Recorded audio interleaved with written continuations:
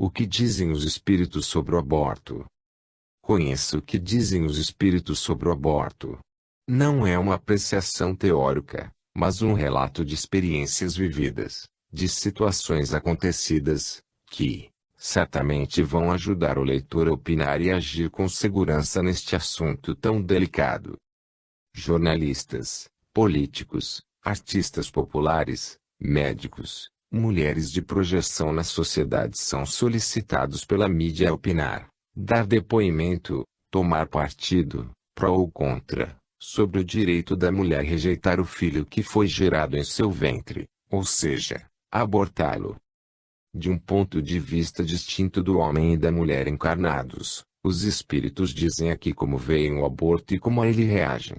Comentários de encarnados, com base na doutrina dos espíritos, e casos de clínicas médicas complementam esta análise aprofundada de uma prática que a tantos envolve e afeta. Nos 36 casos reais, relatados neste livro, o leitor deparará com as situações a que o aborto conduz. Este livro oferece, primordialmente, os esclarecimentos dos espíritos superiores e outros comunicantes sobre o assunto, com acréscimo do que consta em livros espíritas e em artigos da revista Reformador. Os textos de origem não indicada são da equipe que trabalhou na compilação desta obra. Compilação feita sob a orientação de Juvanir Borges de Souza e por equipe da Federação Espírita Brasileira. Prefácio. Glorifiquemos a vida. Juvanir Borges de Souza The Reformador, outubro, 1993, pelo lançamento da campanha em defesa da vida. Este final de século e de milênio reservou à humanidade dias de aflições superlativas. A violência, sob múltiplos aspectos, manifesta-se por toda parte. Não estão resguardados os velhos ou as crianças, os lares ou as oficinas. As sombras transitórias que se abatem sobre o mundo favorecem e incentivam o egoísmo humano, individual e coletivo. Nem o supremo bem da vida, dom de Deus e sua presença em nós, escapa às arremetidas infelizes da negação e da morte, sob formas variadas. Intensifica-se neste país o clamor de grande parte de sua população em favor da pena de morte, contrariando nossas tradições de nação pacifista. O aborto, esse crime abominável contra criaturas indefesas, toma proporções alarmantes, defendida sua legalização em projeto legislativo. O suicídio encontra defensores em todo o mundo e as estatísticas não deixam dúvida quanto à gravidade do problema. E a eutanásia demonstra a profunda ignorância a respeito das leis divinas, na hora do sofrimento. Felizmente, há muitas consciências alertadas contra tais crimes. O movimento espírita brasileiro tem posição firme e clara, sem discrepância, no que concerne à necessidade de defender a vida humana, desde a concepção. É na defesa dessa posição, sempre a favor da vida, e diante dos perigos da hora presente, em que o ateísmo, a descrença, a indiferença e a ignorância põem em risco o dom de viver, que a Federação Espírita Brasileira busca congregar todos os espiritistas brasileiros contra a pena de morte, o aborto, o suicídio, a eutanásia. A FEB espera que cada espírita seja um agente de esclarecimento e de paz junto a todos os irmãos brasileiros. Introdução. Direito da mulher, fome, miséria, pressão social, limpeza étnica, eis alguns dos argumentos em favor do aborto e da sua legalização. Segundo a Organização Mundial de Saúde, órgão da ONU, cerca de 60 milhões de abortos são praticados por ano, no mundo. A doutrina espírita procura esclarecer que o aborto é crime, que pode ter atenuantes ou agravantes, como todo desrespeito à lei. Antes de ser transgressão à lei humana, o abortamento provocado constitui crime perante a lei divina ou natural, ficando os infratores sujeitos à infalível lei de ação e reação. Urge, pois, que o maior número de interessados conheça todos os aspectos dessa questão crucial que é a defesa da vida de um ser que inicia sua jornada na Terra e que é trucidado, tantas vezes por ignorância dos infratores. Interromper a gestação de um filho é decisão de grande responsabilidade. Entretanto, há quem o faça sem quaisquer considerações de natureza médica, legal, moral ou espiritual, porque considera a gestação um fato meramente biológico e que somente as pessoas nela diretamente envolvidas têm o direito de decidir pelo seu desenvolvimento natural ou pela interrupção, sem culpa legal ou moral.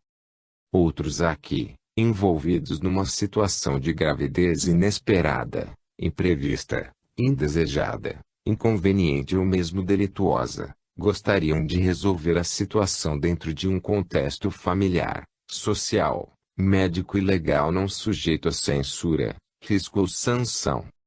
Numeroso é o grupo dos que se debatem entre interesses pessoais, sentimentais, familiares, comunitários, sociais, políticos, exacerbados por querelas, teses, discussões e controvérsias sobre os aspectos morais, éticos e espirituais do aborto. No íntimo permanecem, porém, em dúvida. Este livro oferece, primordialmente, os esclarecimentos dos espíritos superiores e outros comunicantes sobre o assunto, com acréscimo do que consta em livros espíritas e em artigos da revista Reformador, além de comentários dos participantes da equipe que compilou esta obra. Com a prática do aborto, os envolvidos assumem débitos perante a lei divina, por impedir a reencarnação de um espírito necessitado da oportunidade de progresso que a ele é concedida. Esta publicação tem consonância com a reativação da campanha em defesa da vida, lançada em 1993 pela FEB, no sentido de proteger a vida humana desde a sua concepção, com a abordagem dos problemas e das desastrosas consequências não só do aborto, como também da pena de morte, do suicídio e da eutanásia. Possam os esclarecimentos apresentados nesta obra iluminar a todos os que a lerem, inclusive os que se tenham envolvido no problema do aborto. 1. Aborto. Considerações gerais. Ao aborto, diga não.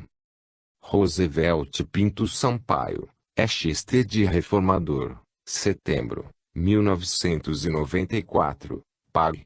14. Em nosso país vem, cada vez mais, ganhando vulto um movimento de sentido verdadeiramente brutal, aquele que defende a legitimação do aborto.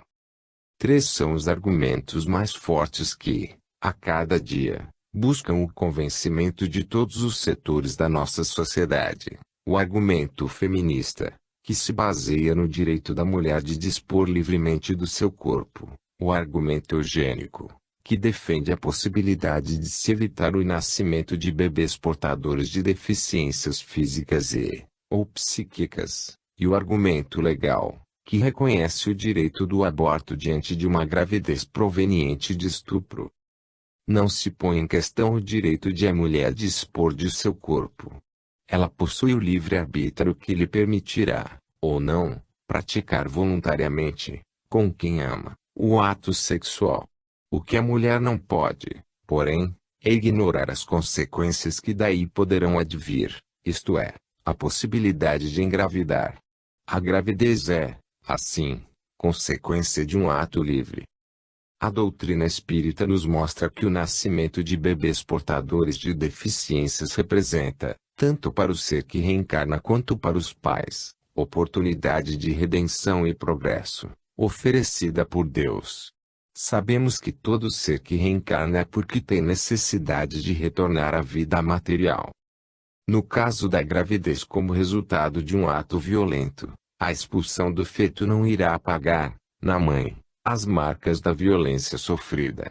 Por outro lado, esse nascimento poderá vir a tornar-se fonte inestimável de recursos redentores para aquela que, mesmo vítima de trama tão torpe, encontrou forças dentro de si mesma para respeitar o direito à vida do ser que nela germinou. A Federação Espírita Brasileira lançou a campanha em defesa da vida, que, procurando esclarecer sobre as formas de expoliação desse bem maior que o Criador nos ofertou, a vida, alerta sobre os perigos, o verdadeiro sentido e as consequências advindas do aborto, do suicídio, da eutanásia e da pena de morte. Os cartazes e folhetos alusivos à campanha exortam-nos: diga não e saiba por quê. Num trabalho de pura reflexão, e com base nos estudos doutrinários, vamos procurar levantar alguns porquês. Por que não ao aborto? Porque o aborto é um verdadeiro infanticídio que se abriga nas malhas do materialismo e dos interesses inconfessáveis. Porque devemos lembrar que todo filho é um empréstimo sagrado que, como tal, precisa ser valorizado, trabalhado através do amor e da devoção dos pais, para posteriormente ser devolvido ao Pai Celestial em condição mais elevada. Assim, mesmo que a gravidez possa prenunciar à mulher, ou ao casal, dificuldades, aflições, é preciso levar em conta que não devemos somar a nossa caminhada, nas pequenas jornadas que empreendemos na matéria, novas culpas ou débitos, antes, sim, procurar resgatá-los, uma vez que o processo de elevação espiritual não deve ser adiado. Portanto, matar, nunca. Porque a mulher não é dona da vida que foi gerada em seu ventre. É preciso lembrar que ao reencarnar ganhamos um corpo por empréstimo. Esse corpo tem grande importância para nós, uma vez que é através dele que poderemos cumprir mais uma etapa do nosso estágio evolutivo. E, por isso mesmo, ele deve ser cuidado, respeitado, defendido até o momento de sua devolução à natureza. Buscando exterminar a vida que se forma dentro de seu ventre, a mulher estará não só negando o direito à vida de um outro ser, impedindo de mais uma oportunidade de evolução, como também contribuindo para lesar o próprio corpo, e sobre o qual tem plena responsabilidade. Com esse ato a mulher estará, além de negar ao próximo uma oportunidade que lhe foi concedida, decidindo sobre o destino de uma vida que, embora gerada em seu ventre, não lhe pertence. Porque o aborto é uma desencarnação violenta. A partir do momento em que o óvulo, fecundado por um espermatozoide, se transforma num embrião, verifica-se sua ligação com o espírito reencarnante que vem habitar o ventre materno, onde, por cerca de 9 meses, estará abrigado e protegido, em face da sua fragilidade, até que ganhe condições de enfrentar o mundo exterior. Ao desalojar o feto, o aborto provoca, de forma violenta, sua desencarnação. Porque o aborto é violação do direito básico da vida. Se o analisarmos, criteriosamente, o aborto é um crime da pior espécie, uma vez que é cometido contra um ser frágil que não tem nenhuma condição de defesa. É a violação total daquilo que está prescrito na Constituição brasileira, o direito à vida. Por que não volvemos à Terra para satisfazer ao gozo irresponsável dos nossos sentidos na busca de prazeres efêmeros? A irresponsabilidade atual leva-nos a ver que muitos casais buscam praticar apenas o sexo, mas sem a menor intenção de ter filhos. É preciso que os casais, e principalmente as mulheres, tomem consciência de que nossa volta à carne tem por finalidade sanar os débitos que acumulamos no pretérito, em face do mau uso que fizemos da capacidade de liberdade que a nós é concedida com o livre-arbítrio. Na paternidade se estabelece, quase sempre, uma excelente oportunidade de reajuste. Porque qualquer raciocínio cristão jamais poderá compactuar com um homicídio deliberado. Não devemos considerar a esdrúxula proposta, que nos é colocada frequentemente, de consulta à sociedade para saber se estamos ou não de acordo com a legalização do aborto. Isso é partir da falsa premissa de que matar é coisa natural. Qualquer cristão jamais poderia aceitar tal legalização, consciente que somos de que só Deus tem o direito de decidir a respeito de nossas vidas. Porque é mais fácil para nós a convivência com filhos problemas que com inimigos ferrenhos.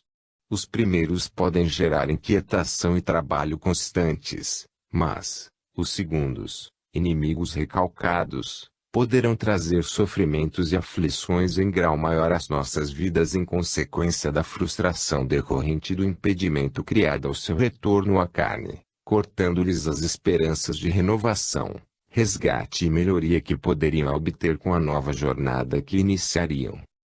Encerrado um conjunto de porquês que nos parecem capazes de justificar o não ao aborto, tornam-se necessárias, ainda, algumas considerações. A justiça divina não atinge apenas aquela que provoca o aborto. Também serão passíveis de culpa, e dos consequentes débitos, os que se envolvem direta ou indiretamente com o ato, familiares que o sugerem ou apoiam e profissionais que o realizam. Nesse caso, quem o pratica está, quase sempre, arrastando consigo outros irmãos para o erro. No caso de seus realizadores, é paradoxal vermos profissionais que se comprometem em lutar para salvar vidas sendo instrumentos de sua destruição. Para a mulher que o pratica existem as consequências kármicas, além dos efeitos que se farão sentir na sua economia orgânica, causando moléstias de teologia variada e obscura. Por outro lado, o aborto poderá gerar problemas obsessivos, muitas vezes de grande porte. Não devemos desprezar todo esse conjunto de efeitos de um ato leviano, irresponsável e irrefletido, como o aborto. É preciso combater, também, o argumento de que legalizando o aborto evitaríamos que mulheres temerosas da maternidade se entregassem a mãos inescrupulosas, a caracteres sórdidos que ceifam centenas de vidas, ano após ano. Isso seria oferecer solução a um problema. Garantir a integridade física daquela que busca o aborto, que, se resolvido, tende a estimular a proliferação do aborto, como fruto da leviandade, pela maior segurança que propiciaria a mulher. Podemos afirmar, então, que é uma tentativa de sanar um mal proveniente de ato livre, embora irrefletido, agravando outro ainda maior, o extermínio de vidas indefesas. Qualquer forma de legalização do aborto contraria as leis divinas. Se aceita, continuará imoral e não apagará das consciências praticantes suas marcas, nem deixará de nelas pesar. Finalizando, cabe-nos acrescentar que no Ano Internacional da Família a FEB participou, também, de outra grande campanha, Viver em Família. Torna-se imprescindível, para todos nós, lembrar que a família é a instituição responsável pela salvaguarda dos mecanismos de perpetuação da espécie humana, ao garantir o incessante revezamento dos espíritos que ora envergam a posição de pais, ora de filhos, a fim de aprenderem a mais importante lição, a do amor, em suas mais variadas formas, que lhes irão propiciar a ascensão progressiva que os levará à posição mais alta a que nos destinamos. Desse modo, só nos resta reafirmar: não ao aborto. Matar, nunca. De volta ao tema, o aborto. Roosevelt Pinto Sampaio, XT de Reformador, junho, 1998, pág. 20. Já tratamos anteriormente deste mesmo tema aborto, Reformador, setembro de 1994, que hoje, através da mídia, ganha novos espaços de discussão. Jornais e revistas, através de farto noticiário, mostram-nos que esse é um problema cujo vulto preocupa muitas sociedades. Em diversos países, grupos pró e contra o aborto agem, cada um defendendo fortemente suas posições, chegando a atitudes extremas em termos de hostilização mútua. As ações empreendidas contra os defensores do aborto ou contra aqueles que o praticam vêm sendo cada vez mais violentas, assim como também estão se tornando extremadas as ações de grupos femininos, ou feministas, que se dizem lutando em defesa do direito da mulher de praticar o aborto. Nos Estados Unidos, onde a liberdade legislativa dos estados é bem grande, a realização do aborto vem causando, por parte de alguns setores da sociedade, uma reação que resulta em sérios problemas de segurança. Uma reportagem publicada no jornal O Globo, de 26 de janeiro de 1997, sob o título Aborto Legal na Clandestinidade, mostra que a violência de grupos radicais ali organizados é de tal ordem que leva alguns médicos a andarem armados e clínicas que realizam aborto a funcionarem em sigilo, embora amparadas pela legislação local.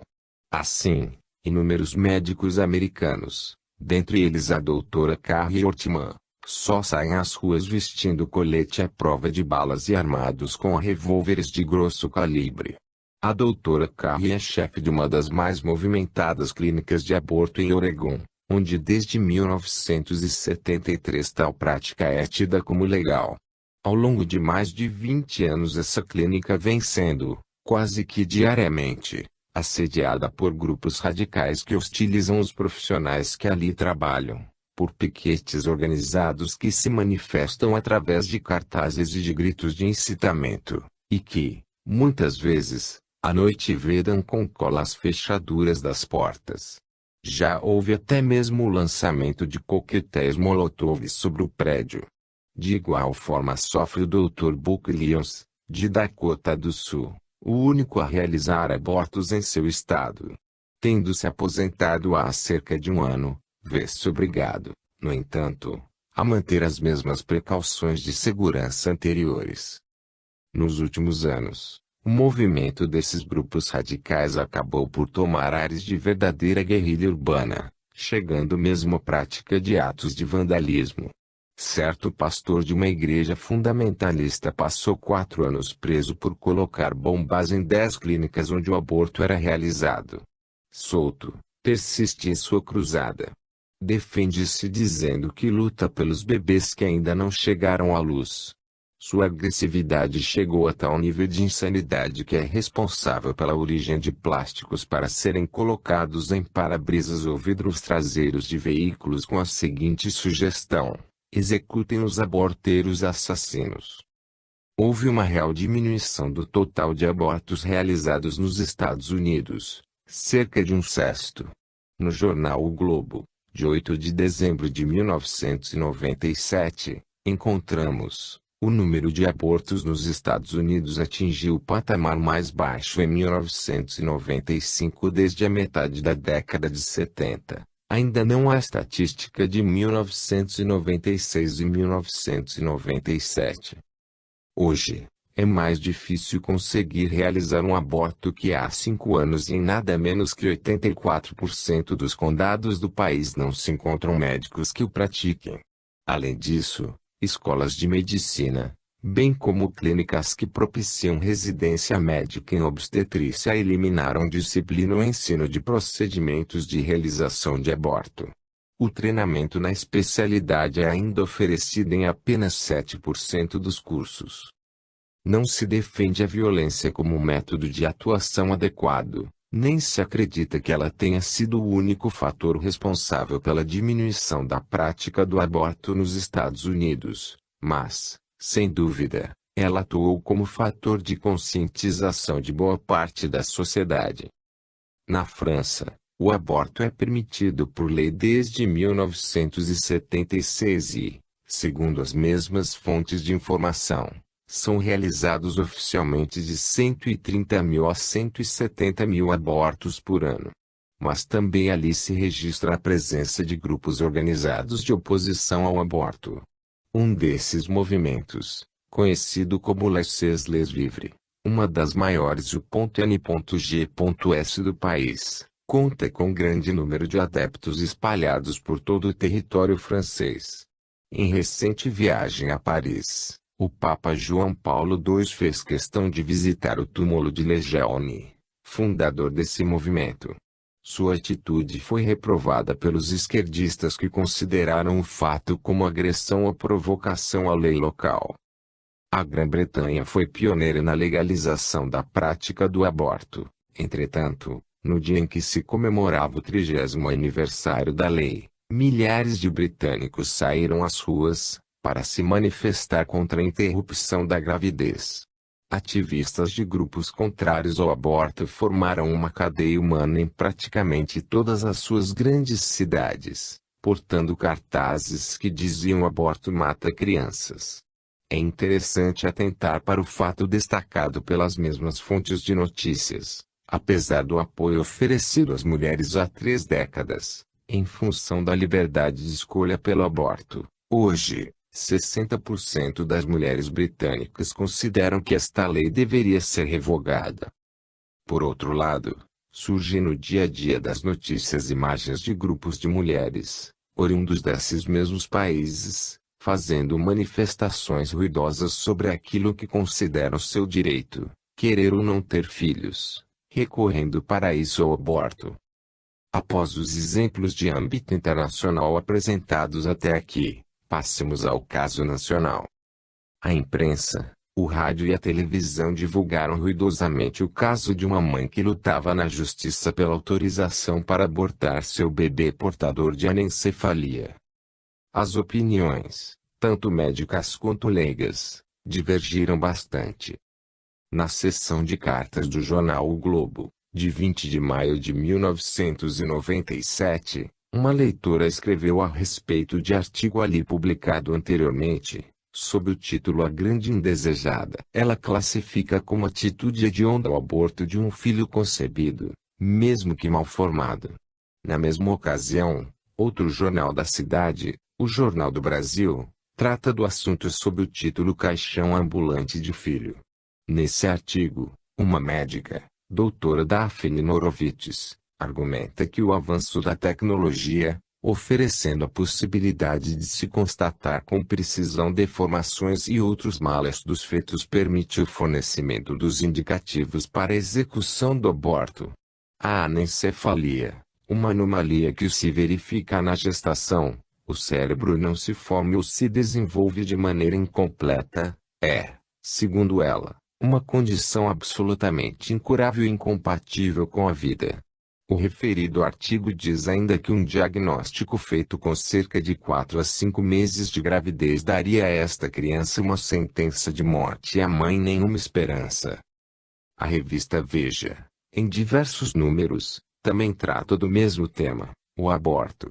Tece considerações e enceta a discussão levando em conta os aspectos religioso, educacional e de saúde.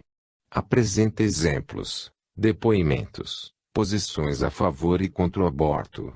A edição de número 513 trouxe na capa o retrato de 10 mulheres, 6 do meio artístico, uma socióloga, uma conhecida empresária, uma estudante e uma doméstica, com a legenda "Eu fiz aborto", o depoimento das mulheres e a polêmica no Brasil. A matéria que gerou a capa apresenta o depoimento dessas e demais mulheres que fizeram aborto, cada qual procurando justificar seu motivo. Algumas se revelam totalmente arrependidas, outras dizem estar de bem com o fato. Ao mesmo tempo, são feitos comentários que mostram a opinião de um juiz, um religioso, uma socióloga, uma poetisa. O assunto é tratado mesmo como polêmica. Mais adiante, a matéria seguinte fala de como o mundo trata a questão. Ainda na seção de cartas do jornal O Globo, desta vez de 7 de setembro de 1997, encontramos a posição da ciência na palavra da profa Cláudia Maria de Castro Batista. Ela declara que como professora de embriologia se vê na obrigação de esclarecer alguns aspectos fundamentais, principalmente responder à pergunta: em que momento o embrião se torna uma vida plena, como tal merecedora de preservação a qualquer custo? Segundo ela, a resposta pode ter variado ao longo dos séculos, mas agora a embriologia é suficientemente vasta e profunda para responder de forma muito bem fundamentada a esta pergunta. Sabe-se que logo após a fecundação do ovócito humano, fusão da membrana celular do espermatozoide com a membrana do ovócito, a divisão celular do ovócito é concluída. Os cromossomos do ovócito e do espermatozoide estão nos chamados pronúcleos feminino e masculino, respectivamente. Estes pronúcleos fundem-se um com o outro produzindo um único núcleo chamado de zigoto fertilizado. E continua, citando Elian J. Larsen, em seu livro Uma Embriologia, de Churchill Livingstone, 1993, que, Referindo-se a este evento diz: este momento da formação do zigoto é tido como início ou o ponto zero do desenvolvimento embrionário. Conclui, então, a professora, a partir daí, o zigoto representa um novo potencial genético, diferencia-se radicalmente das células do organismo materno, é único e não repetitível. Um novo tipo de organização inicia a produção de um organismo multicelular, com identidade própria, capaz de comandar, sozinho, todo o seu processo de diferenciação até a formação completa do indivíduo. Encontramos, também, matéria publicada ainda no jornal O Globo, sob o título Legalização Disfarçada, na qual a professora Sandra Cavalcante assim se posiciona a respeito do aborto. A partir do momento em que uma pessoa é gerada, independentemente de sua idade, tem as mesmas características e direitos de qualquer outra. A genética, com suas pesquisas e descobertas, veio provar que o corpo do nascituro é só dele, que a vida que está ali é só dele, e quem ignora isso está na idade da pedra lascada. A imprensa deu larga cobertura à chegada ao plenário da Câmara da regulamentação de uma lei que, na verdade, nada mais faz que colocar em funcionamento um dispositivo que existe há 57 anos no Código Penal brasileiro, sendo, pois, auto-aplicável. A legislação brasileira permite a prática do aborto em duas situações: quando a vida da mãe corre risco, quando a gestação é resultado de estupro. Mas, oficialmente, os hospitais da rede pública não executam tal medida, o que leva a que apenas aquelas mulheres que gozam de recursos financeiros possam usufruir dos benefícios da lei, através da utilização da rede hospitalar privada. A discussão principal gira em torno de estender esse mesmo benefício a todas as mulheres, obrigando os hospitais da rede pública a executarem o previsto pela lei. Mas não é tão simples assim. Há outras implicações envolvidas no assunto, principalmente quando se trata de gestação a partir de estupro. Pela atual regulamentação, a lei prevê que a vítima do estupro deve apresentar queixa na delegacia, que abrirá, de imediato, inquérito policial para que o estuprador possa ser identificado. Há, também, a exigência de testemunhos e depoimentos, além de exames periciais feitos por médicos. Só então o juiz dará autorização para que o aborto seja realizado. Dizem os defensores do aborto que a partir da comprovação do estupro surge o risco de vida porque a mulher precisa procurar uma clínica particular, uma vez que são pouquíssimos os hospitais públicos que realizam essa prática. Ou seja, há mais de meio século existe uma lei que só pode ser usufruída pelas mulheres que têm recursos financeiros, enquanto aquelas de menor poder aquisitivo, as pobres, correm riscos ou são obrigadas a arcar com uma gravidez indesejada. A revista Veja, em um de seus números, em que houve referência ao assunto, diz que são feitos 1 milhão de abortos clandestinos por ano, que 300 mil mulheres são internadas com complicações decorrentes dessas intervenções e que 10 mil morrem por abortos mal feitos. Essa é, oficialmente, a quarta causa de mortalidade materna no Brasil, responsável por 10% dos óbitos. Para fazer o aborto, o uso de substâncias químicas como o medicamento Citotec, agulhas de tricô, tesouras e outros objetos são a saída para as mulheres que não têm como pagar entre R$ 1.000 e R$ 5.000, cobrados por clínicas clandestinas, que são a terceira maior atividade ilícita do país. Legalização do aborto, direito da mulher. Valéria Leal, Jornal do Professor, outubro/97. Os autores da proposta de regulamentação da lei alegam que a forma como os procedimentos acontecem hoje torna muito lenta a autorização, fazendo com que, quando esta chegar, não seja mais possível a realização do aborto. Isso parece verdadeiro, mas, no entanto, as estatísticas provam o contrário. Quando a denúncia é comprovada, tudo é decidido rapidamente. Um fator que deve ser levado em conta, porém, é que em mais de 70% dos casos, principalmente em menores, O estuprador faz parte da família, o que causa constrangimento à vítima e a faz silenciar a respeito. Em consequência, o juiz fica sem denúncia e sem criminoso, não tendo como autorizar o aborto. A nova regulamentação proposta faz com que a vítima não precise mais do que o boletim de ocorrência. Desaparece a figura do estuprador, não há inquérito policial, não é iniciado nenhum processo. Da mesma forma, eliminam-se as investigações e perícias, não se busca a verdade dos fatos e desaparecem os médicos. De posse do boletim de ocorrência, a vítima vai buscar uma indicação de 2 integrantes, não se explica quem serão, multiprofissionais que regulam o que exatamente será feito. Qual o significado disso? Um trânsito livre para os abortos. Alegando estupro, qualquer aborto se tornará legal e financiado com recursos públicos, o que vem a ser um verdadeiro absurdo. Não é coerente, nem ético, legalizar condições erradas, contra a dignidade humana só porque elas abundam em nosso meio. Ao se tentar corrigir um erro com outro erro só se faz aumentá-lo.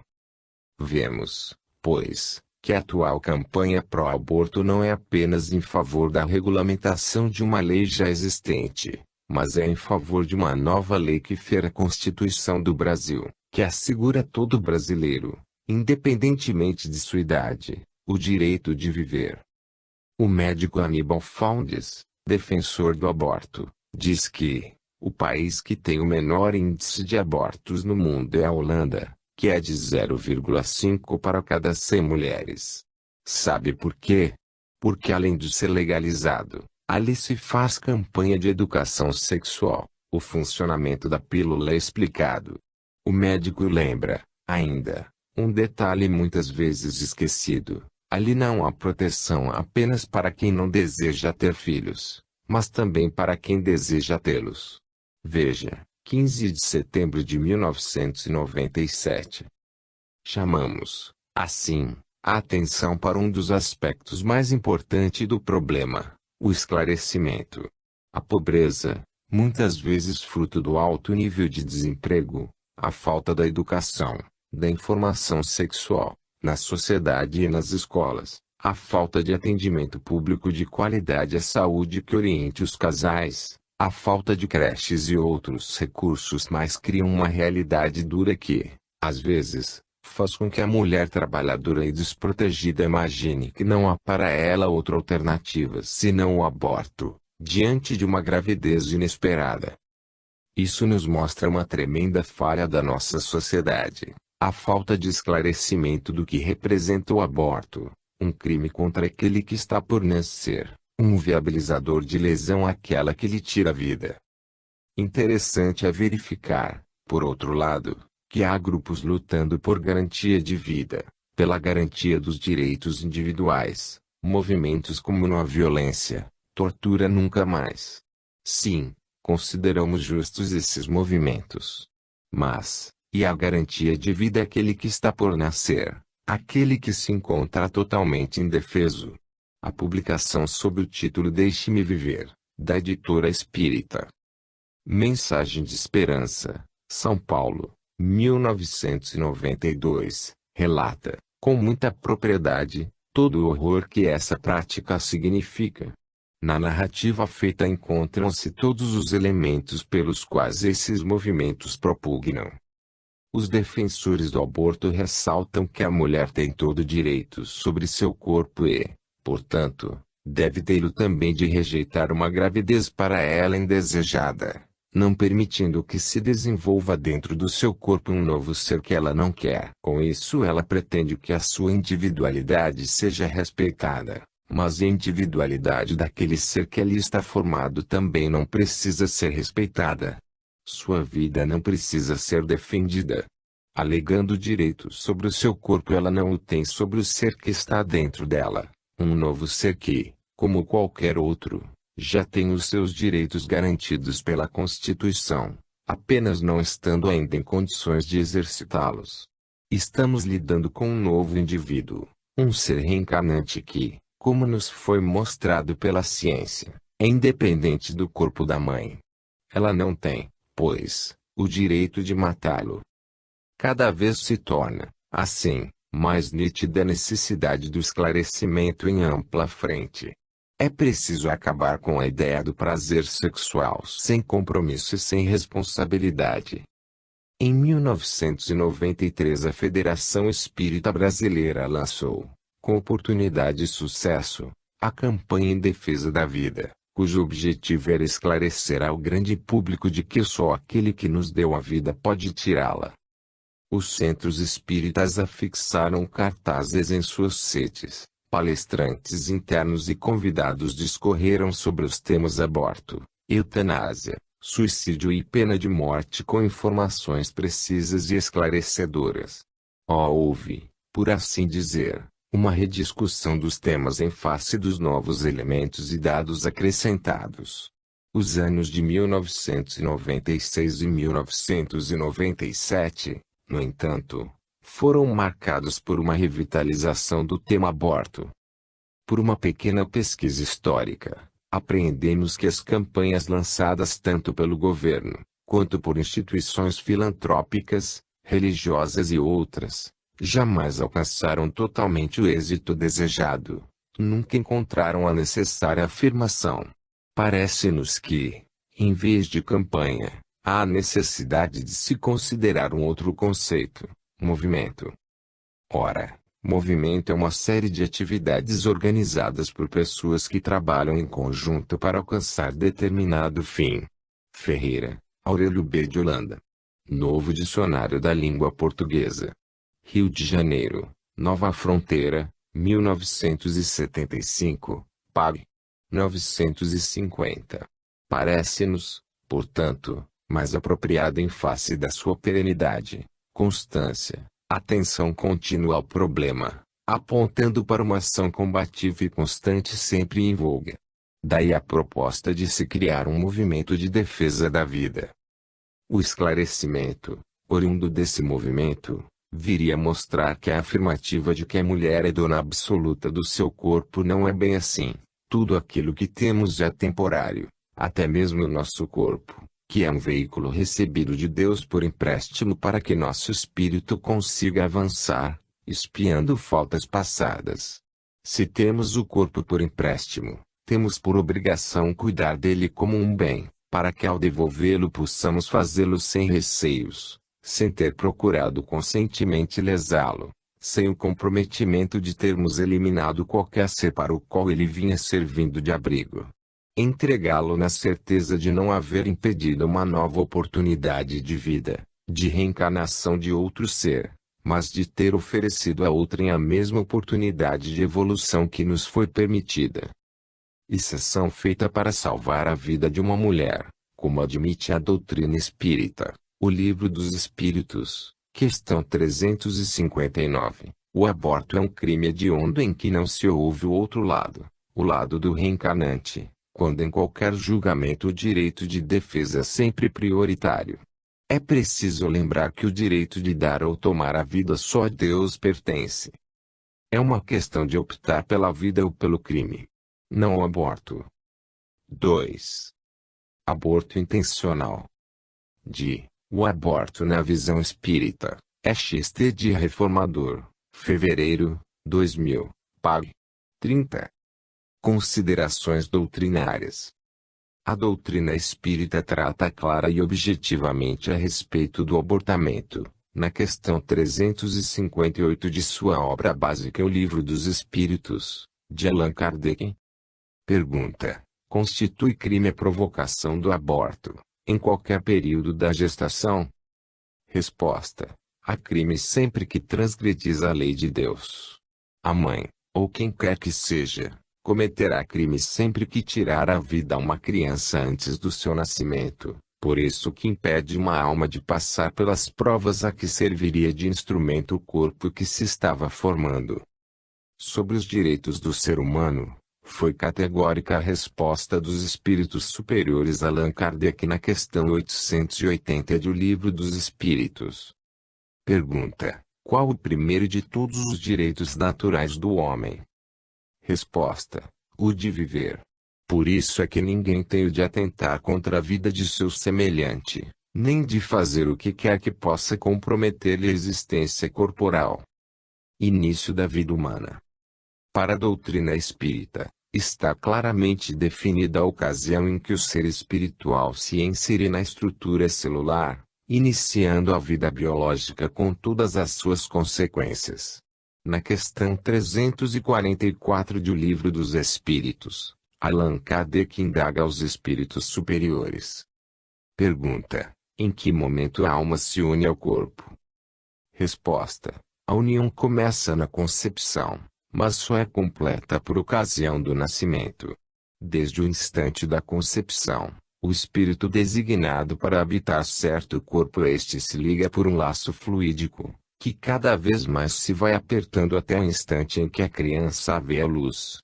O grito, que o recém-nascido solta, anuncia que ela se conta no mundo dos vivos e dos servos de Deus.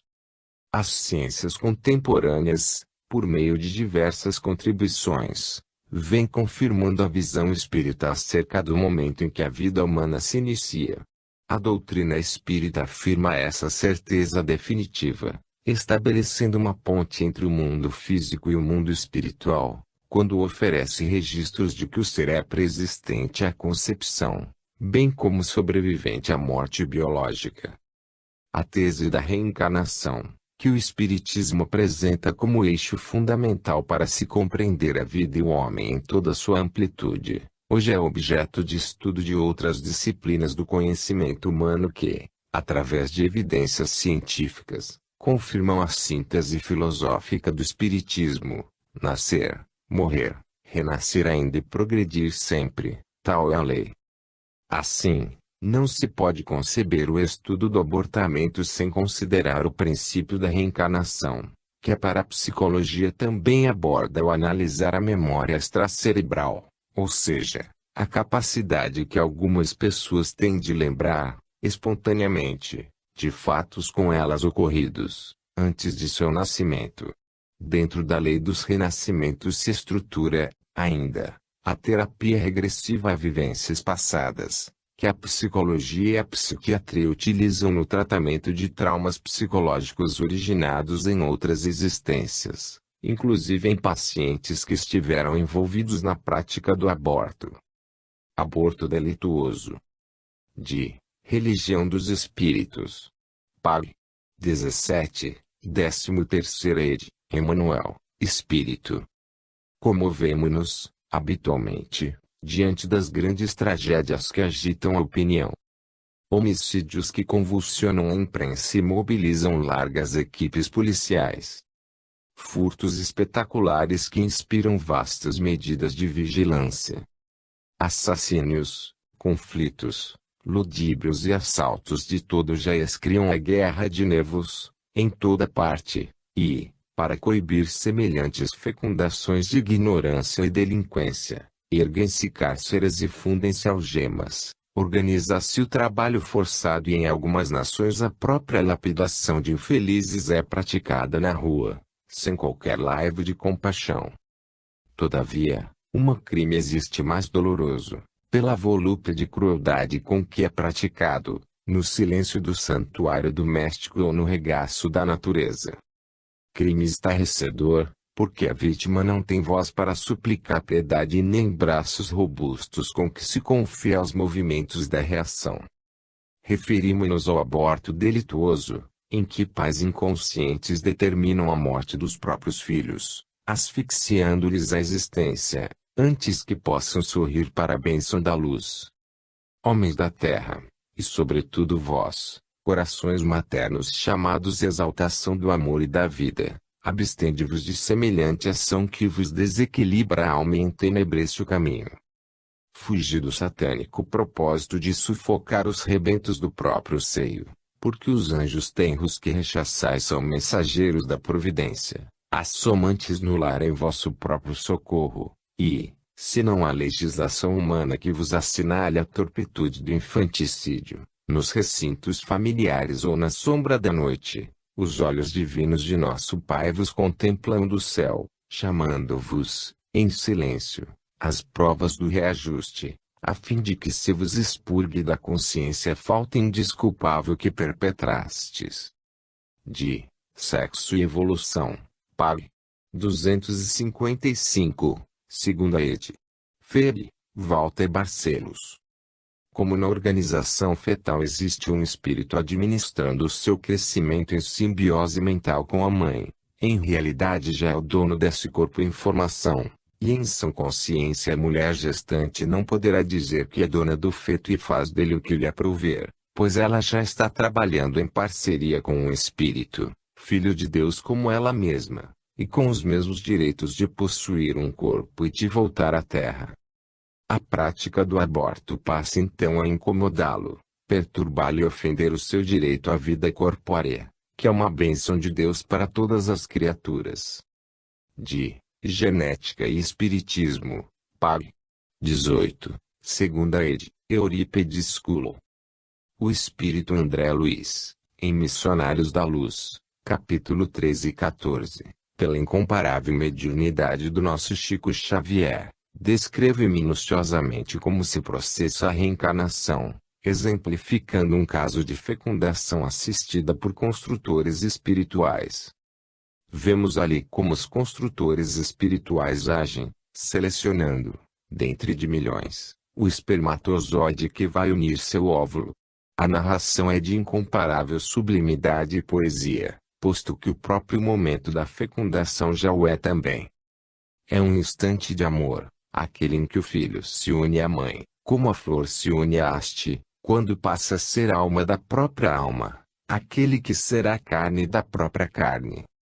Detalhadamente, a reencarnação é mostrada como se processa, nos dois planos, espiritual e material. Horas após a relação sexual, opera-se a fecundação, supervisionada por entidades espirituais elevadas. O mapa cromossômico é detidamente analisado e os genes localizados com normalidade. A célula-ovo, microscópica, desdobra-se em mapas, deixando à mostra a geografia dos genes da hereditariedade. Notável, para nosso estudo, é a observância fiel do dimensionamento e enquadramento da fecundação, nos imortais parâmetros da justiça divina, contidos nos sábios postulados da reencarnação, indissociáveis no processo. As matrizes morais impressas no espírito reencarnante merecem a mais profunda análise e consideração, para que o corpo físico se adeque à lei de causa e efeito. De Missionários da Luz, pág. 217, 33ª ed. André Luiz, Espírito. Observei, interessado, a extraordinária movimentação celular, no desenvolvimento da estrutura do novo corpo em formação e anotei o cuidado empregado pelos espíritos presentes para que o disco embrionário fosse esculturado com exatidão devida. A engenharia orgânica, exclamou o chefe do trabalho, bem-humorado, reclama bases perfeitas. O corpo carnal é também um edifício delicado e complexo. Urge cuidar dos alicerces com serenidade e conhecimento. Reconheci que o serviço de segmentação celular e ajustamento dos corpúsculos divididos ao molde do corpo perispirítico, em redução, era francamente mecânico, obedecendo a disposições naturais do campo orgânico, mas toda a entidade microscópica do desenvolvimento da estrutura celular recebia o toque magnético das generosas entidades em serviço, dando-me a ideia de que toda a célula filha era convenientemente preparada para sustentar a tarefa de iniciação do aparelho futuro. No intuito talvez de justificar o desvelo empregado, Apuleio explicou-me, atencioso. Temos grandes responsabilidades na missão construtiva do mecanismo fetal. Há que remover empecilhos e auxiliar os organismos unicelulares do embrião, na intimidade do útero materno, para que a reencarnação, por vezes tão dificilmente projetada e elaborada, não venha a falhar, de início, por falta de colaboração do nosso plano, onde são tomados os compromissos. Escutava-lhe a palavra experiente e sábia, com muita atenção, a fim de aproveitar-lhe todo o conteúdo educativo. Em razão disto, prosseguiu ele, O aborto muito raramente se verifica obedecendo a causas de nossa esfera de ação. Em regra geral, origina-se do recuo inesperado dos pais terrestres, diante das sagradas obrigações assumidas ou aos excessos de leviandade e inconsciência criminosa das mães, menos preparadas na responsabilidade e na compreensão para este ministério divino. Entretanto, mesmo aí, encontrando vasos maternais menos dignos, tudo fazemos, por nossa vez, para opor-lhes resistência aos projetos de fuga ao dever, quando essa fuga representa mero capricho da irresponsabilidade, sem qualquer base em programas edificantes.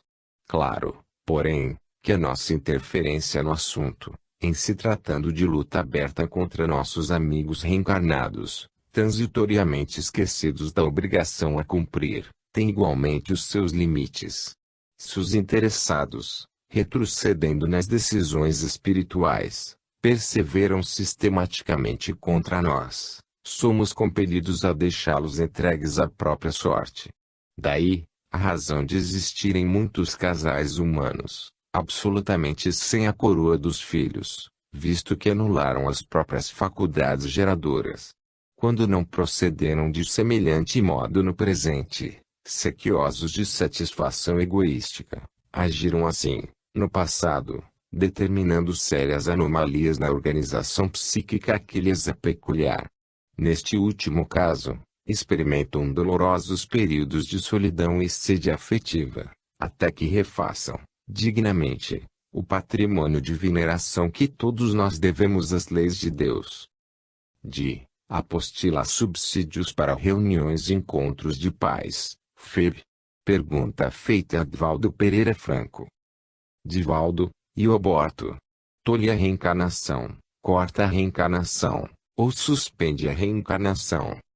O aborto impede a reencarnação, adiando-a, porque aquele filho que nós expulsamos pela interrupção no corpo, voltará até nós, quiçá, em um corpo estranho, que foi recolhido por um ato de sexualidade irreverente, por uma concepção de natureza inditosa, volverá até nós, na condição de alguém deserdado, não raro, como um delinquente.